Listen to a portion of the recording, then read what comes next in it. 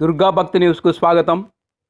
తిరుమల తిరుపతి దేవస్థానానికి అనుబంధంగా ఉన్న కడప జిల్లా ఒంటిమిట్టలోని కోదండరామాలయంలో ఏప్రిల్లో బ్రహ్మోత్సవాలు జరుగుతున్నాయి. ఏప్రిల్ 5వ తేదీ నుంచి 13వ తేదీ వరకు వార్షిక బ్రహ్మోత్సవాలు 9 రోజుల పాటు ఘనంగా నిర్వహిస్తున్నారు.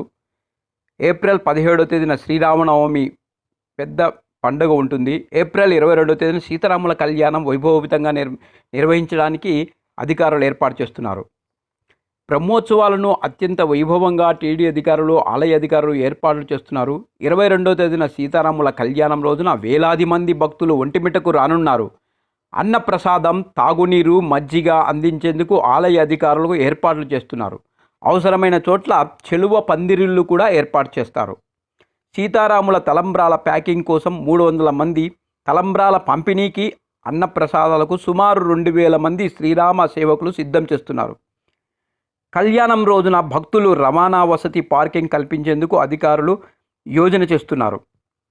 అలాగే ఏప్రిల్ 5వ తేదీ నుంచి 13వ తేదీ వరకు కోదండరామల స్వామి వార్షిక బ్రహ్మోత్సవాలు వైభవంగా జరగనున్నాయి. కోదండరామస్వామి ఆలయంలో కోయిల్ అల్వార్ తిరుమంజనం. ఏప్రిల్ 4వ తేదీన బ్రహ్మోత్సవాలకు అంకురార్పణ నిర్వహిస్తారు.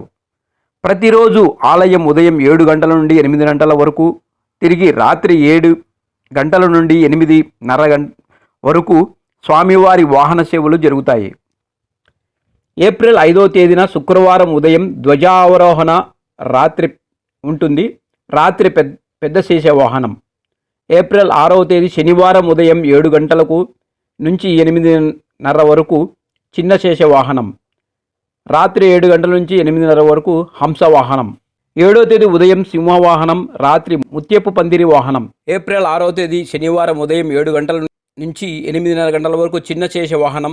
రాత్రి 7 గంటల నుంచి 8:30 గంటల వరకు హంస వాహనం. 7వ తేదీ ఉదయం సింహ వాహనం, రాత్రి ముత్యపు పందిరి వాహనం.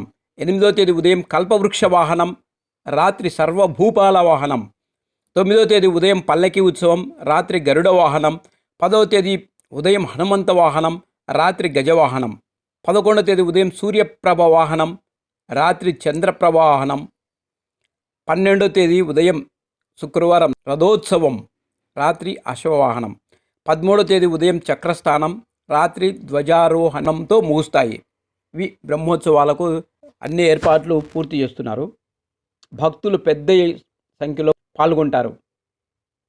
మా ఛానల్ లైక్ చేయండి, సబ్స్క్రైబ్ చేయండి. మీ అభిప్రాయాన్ని కామెంట్ రూపంలో తెలపండి. నచ్చితే షేర్ చేయండి. జై శ్రీరామ్.